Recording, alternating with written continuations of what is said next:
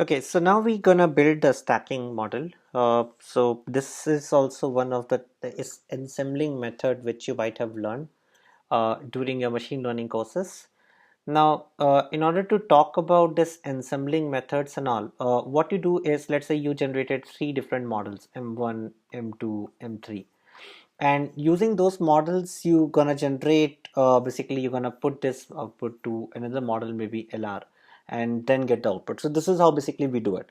But there are some problem with this. So when we generate these models, we don't take the whole data set. We take the subset of data set D dash. So we do take different data sets, so it works.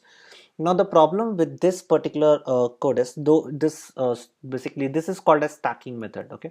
Now the stacking method works very well if you have a huge amount of data. But if you do have a very small amount of data like we have in this case, this may not work that well. So that's basically the problem with this. So since here we do have a small data, maybe the stacking model will not give us a good result.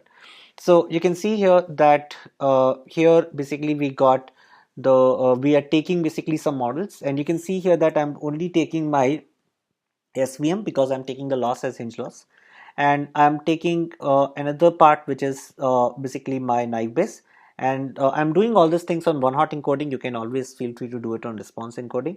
So you can see here that we have chosen basically three models, and one is we have also chosen logistic regression. So logistic regression, linear SVM, and naive base. These are the three things models we have built, M1, M2, M3, and after that we are going to build our stacking model. So this is quite simple, and once we got this, we can just look at our final log losses. So definitely you can see here that it is coming at 0.35, which is not that good if we compare with our older one. So if we go back and look at this, we already have got lesser than basically it's 0.35. We already have the KNN which is giving us, and at the same time if we also go back and look at the log losses, so log loss is also coming at 1.11 on CV and 1.1 on this, right? So if you go back and compare, so definitely it is more in comparison to my these two loss. So I need not write it in my table now, because as I can easily see that it is not performing well, and that is what we were expecting also before, right? Because if you look at these log losses, definitely these log loss is not going to come to be good, because the reason is the data was kind of smaller in this particular case study. Now there is one more thing to look at after this. So once we have done this, we can also see the maximum voting classifier. As the name states, that it looks at, let's say you create three models, and from three models whichever the log loss is going to be minimal, you're going to choose it. So that's a technique what it use.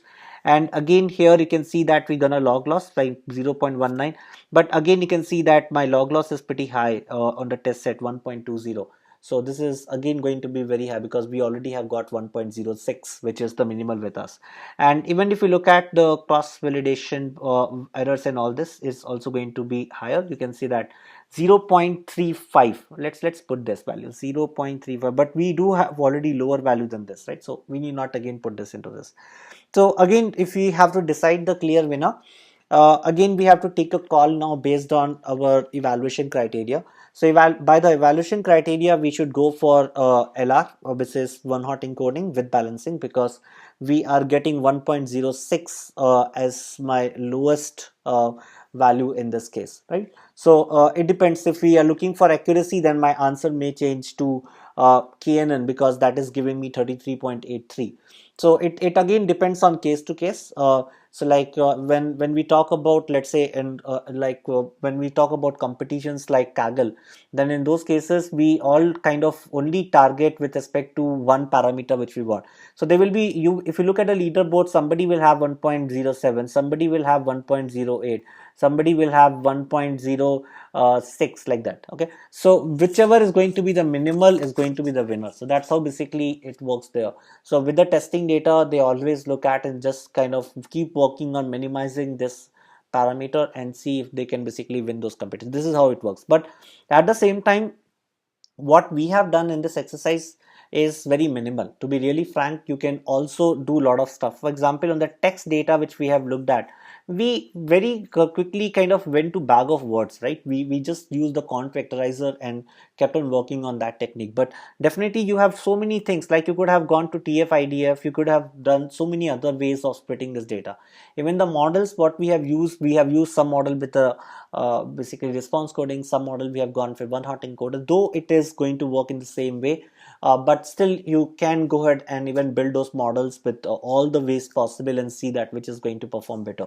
So all these things you can anyway try. This was our attempt to give you an insight that how you can basically play with these kind of algorithms and basically come up with some solution, and even can target Kaggle competitions like this. But in real world case, if you're talking about, definitely you're not going to run behind just one metric. That's the reason I have also taken the misclassified point for you, so that because in real world even the accuracy matters a lot.